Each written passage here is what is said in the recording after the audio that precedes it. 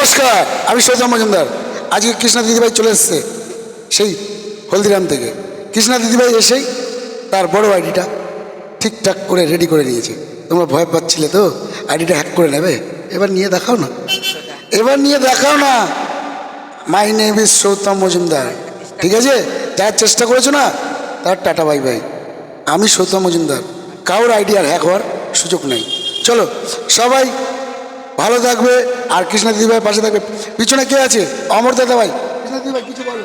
বলো, তোমরা কিন্তু দেরি করো না, তোমরা কিন্তু দেরি করো না। তাহলে তোমাদের আইডিও যদি হ্যাকের হাত থেকে বাঁচাতে চাও, চলে এসো আমার ভাইয়ের কাছে, অবশ্যই চলে এসো।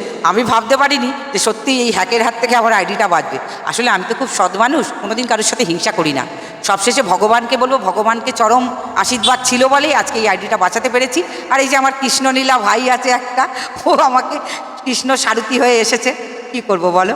তাই কেউ আর হ্যাক করতে পারলো না, তাদের দুর্ভাগ্য রয়ে গেল। ঠিক আছে, টাটা। তোমাদের যদি এরকম সমস্যা হয় সবাই আমার সাথে যুক্ত হবে। টাটা, আবার দেখাবে নেক্সট ভিডিওতে।